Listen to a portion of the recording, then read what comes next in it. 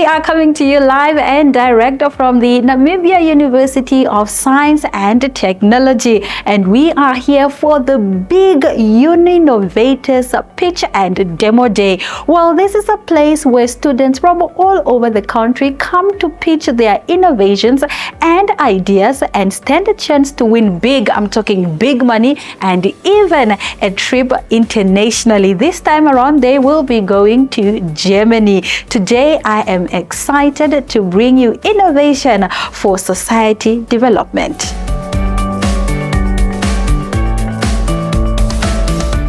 Good morning, ladies and gentlemen, as well as the students community in our midst. It is an indescribable scene of excitement to have been accorded an opportunity to be part of this great intervention representing Namibia University of Science and Technology through Namibia Business Innovation Institute. NBI, as it is affectionately known, is a department within NUST, which falls under the tutelage of the Directorate of Research, Innovation and Partnership.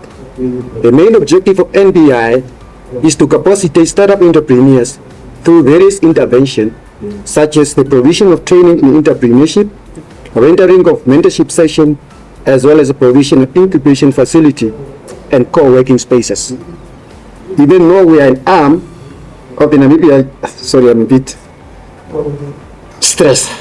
Even though we are an arm of the Namibia University of Science and Technology, our focus is not only students, but cater for everyone in and outside the university environment. Owing to the fact that we are University Science and Technology, our focus business areas are mostly tech and energy-based businesses, but we also cater for other businesses for as long as such business has great business concept, which is scalable and have the potential to impact the society positively. We also liaise very closely with industry, a strategic partnership, in order to make our training very impactful, more especially when it comes to availing seed funding to our startup. This is due to the fact that we are an educational institute and not a financial institute. Thus, we do not always have seed funds needed by our startup in order to kickstart and advance their businesses. The case in point is a strategic partnership we had with Sanlam Namibia, known as NBI Sanlam Innovation Works, which ran for more than 5 years.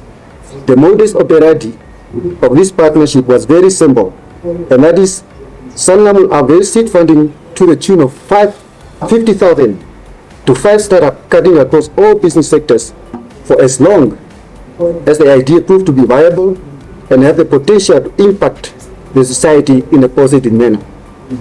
I know the amount sounds very meager or little, but you will be surprised at the positive impact it has given those entrepreneurs, as it was indeed a great springboard and a good catalyst.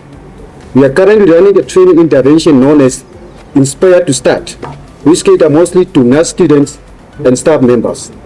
The main objective is to inspire the NUST community to inculcate an entrepreneurial mindset. We have so far capacitated over 200 NUST community in the last 3 years through this project. NBI is also part of the regional project known as Boost Up, which consists of countries such as Namibia, Botswana, Zambia, Tanzania, South Africa, and Malawi. Through this project, we have exposed our regional entrepreneurs to great events such as Slash, which is an annual event for entrepreneur engagement, pitching, and networking opportunity which take place annually in Finland, Helsinki. For this year, our selected entrepreneurs will compete with others in Kenya, Nairobi in December. I'm gladdened to state that the 2 entrepreneurs selected to represent Namibia are both NUST students in tech-based businesses. One is incubated here at HTTPS, one is incubated at NBI. Currently, we have 3 tech-based businesses incubated at NBI. Having said this, I once again wish to register my excitement to be part of this great event today. I'm reliably informed that Uni Innovators Startup University Program have been supporting 30 student-led innovation in Nigeria, Namibia, and Kenya to strengthen and accelerate the participation of academic institutions in the emerging economic ecosystem across Africa. The selected startup have been participating in the design sprint to improve on their research-based innovation and build prototype focused on green tech and smart city solutions in specific sectors: agriculture, energy, circular economy, water, and healthcare. 18 of these students led team, 6 from Namibia, who scaled through after demo and showcase day on Thursday, will participate in a knowledge exchange with leading researchers in their fields and get the opportunity to travel to Germany for physical session to help strengthen their prototype. They will then receive funding and advisory services towards building and deploying their MVPs in the marketplace and in partnership with the industry where applicable. As NUST in general, as NBI and NUST in general in particular, we are highly excited to be part of this event, and we are looking forward to more engagement and partnership for this innovators intervention as we view this as just a tip of an iceberg with more exciting things to come forth. In conclusion, I would like to wish all the participants good luck as they pitch their respective businesses, as I'm sure you have spent sleepless nights trying to perfect your business model and now looking forward to a great pitching event. The fact that you are pitching today is in itself a great milestone because you have proven that you are indeed a force to be reckoned with. There is a biblical adage that says, and I quote, "Many have been called, but only few have been chosen." End of quote. It goes without saying that you are indeed the chosen ones. In his book titled The Animal Farm, George Orwell coined it even very nicely when he said, and I quote, "All animals are equal, but some are more equal than others." I must say, you are the chosen one, and you are the most equal than others. Good luck, all the best, and I thank you. Growing up as a young boy, I grew up with Uncle Namakunde, and Uncle Namakunde was a farmer who did vegetables. Now, one thing that he always discouraged us to do was to become farmers. Why? Because he struggled with market access, and being deep in the village of Okankororosa, that means that he couldn't access the nearest towns. So that ended up him resulting in losing his produce, of which more than half of it was gone to waste.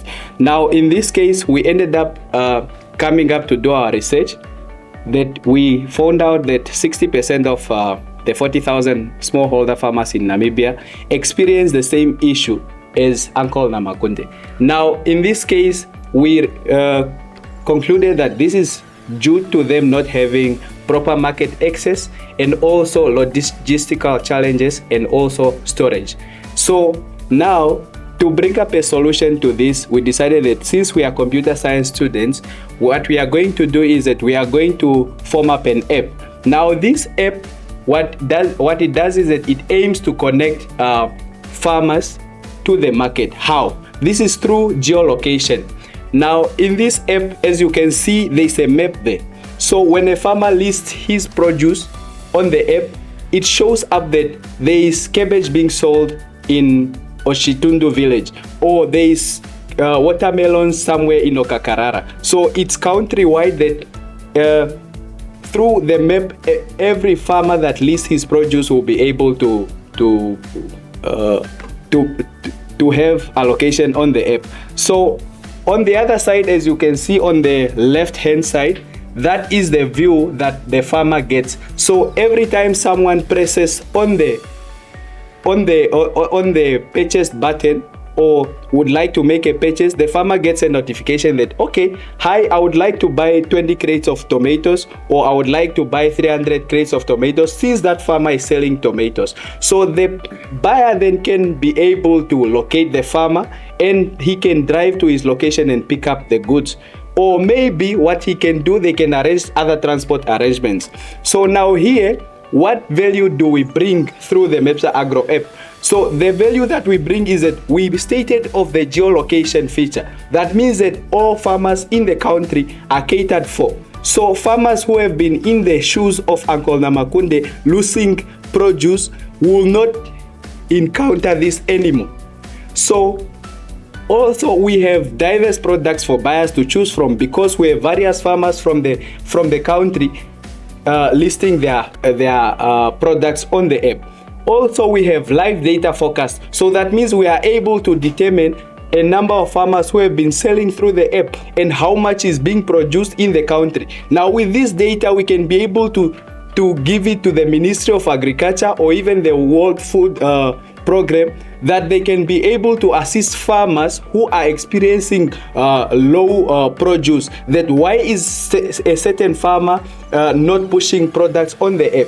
So this data can be able to help farmers in effect, that maybe they need fertilizers, maybe they are being attacked by pests or whatever it is. And also we are able to predict the planned harvest from the farmers. So we are able to say that, okay, since farmer A was able to sell through the app maybe over a month period, that means that every week this farmer is harvesting. That means that the next harvest is likely to come in the next week during that season of that certain crop. So, and this data can be able to help the retailers to determine when to expect the next produce. So now our current market is that the current market of agriculture in Namibia is valued at 2.155 USD billions. So now this money, this is the contribution that agriculture does to the Namibian GDP, of which is about 10%. Now that is the total available market. But for us, the serviceable market for the smallholder farmers is about 64 million US dollars. Now what we are able to capture or to penetrate through is that what we can obtain is about 1.3 million of the market. So now our financial projections is that since we are targeting 2% of the farmers, which is about 800 farmers, so what we are going to do is that through our app we are able to charge a subscription fee of $100. Now that $100 will result in 1.2 thousand per year per farmer, which a total of 800 farmers upon launch would give us about 960,000 a year. So our projected returns, once successful in 6 years, we are able to make about 4.8 million Namibian dollars. So now the traction, or what we have achieved so far, is that we have a website called mepsa.com. So through that website is that we have been doing some trades with some farmers. And also what we have engaged with, the customers that we have engaged with, is that we have 113 farmers that we have engaged with, of which 17 are trading. And also we have engagement with informal traders, of which there are 9, and 5 individual buyers. So ladies and gentlemen, as you can see, that is our team. Me, Wilbert Lazarus, we have Simon Devashia here, we have Sophia Kalume, and we also have Justina Mateus. So this is the team for Mepsa Agro. So if you want to learn more, you can scan the QR code and you will be able to learn more about mepsa.com. Now that is our website. So on the app side, we expect more questions from you. Thank you.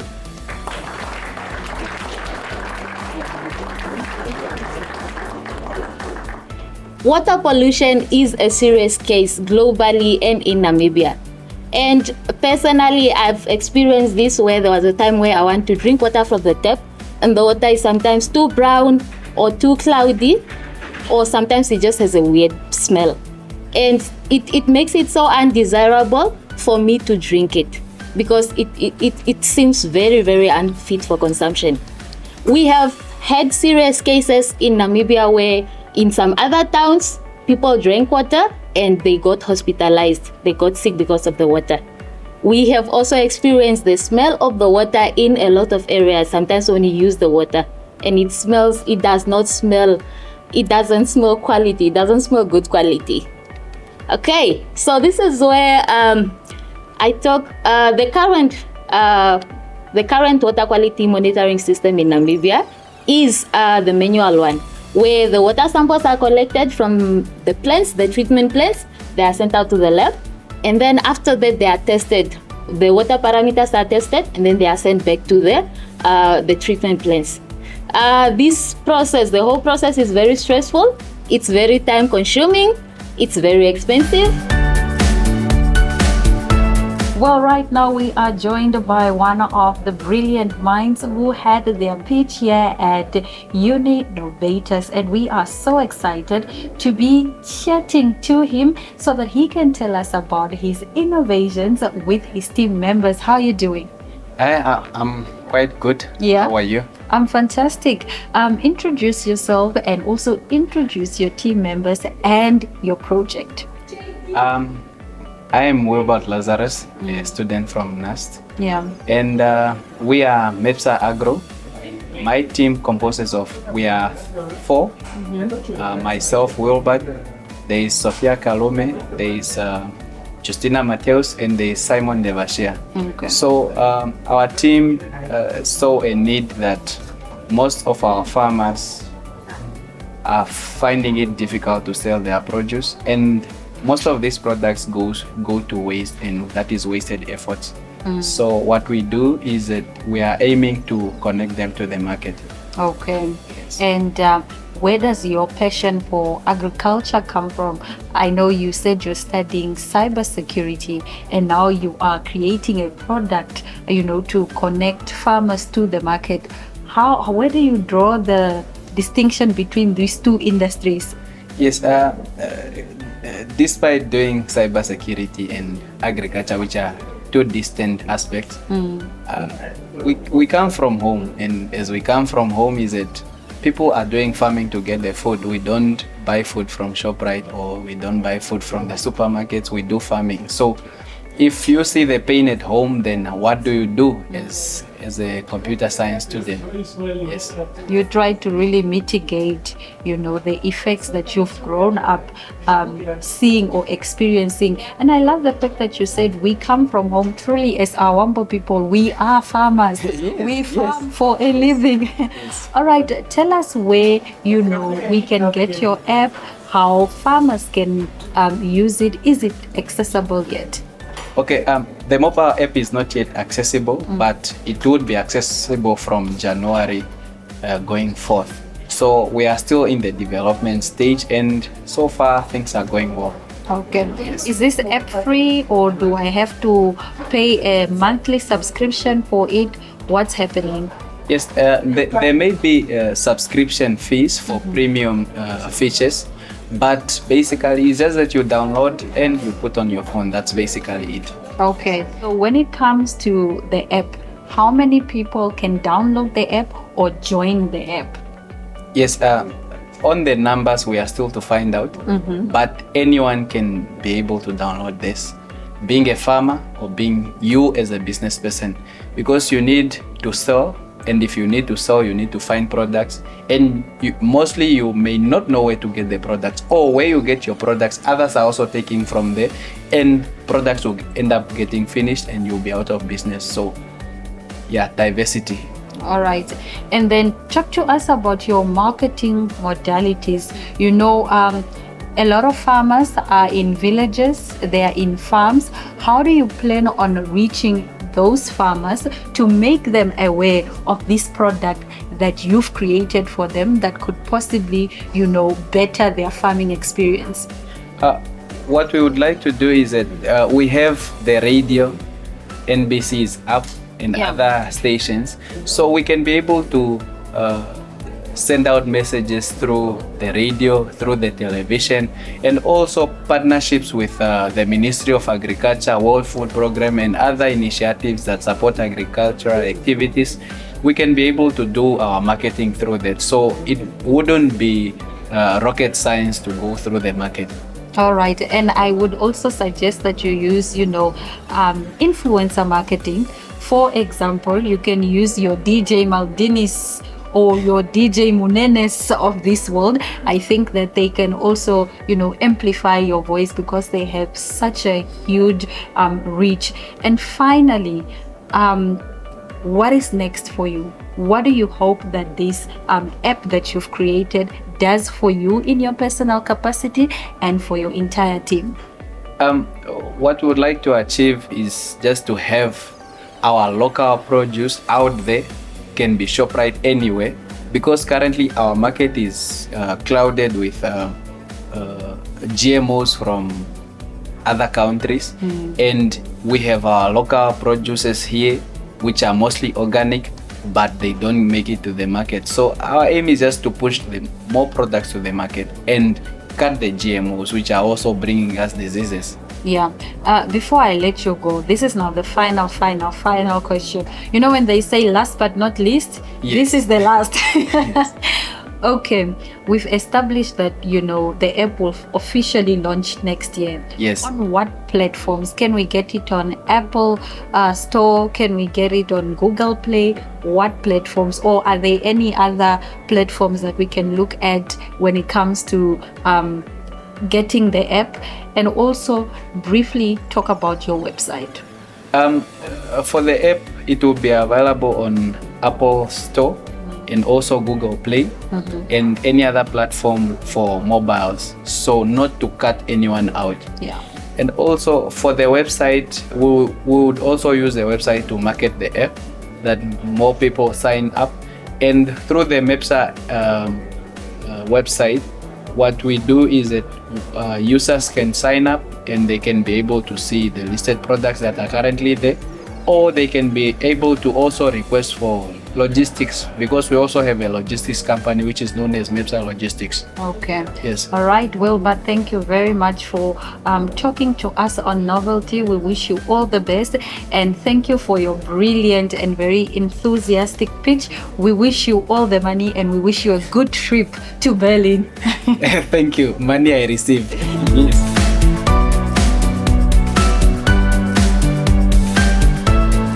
Hi, I'm Josephine, and I'm the team leader for Fit for Consumption, and our project is on an IoT-based water quality monitoring system.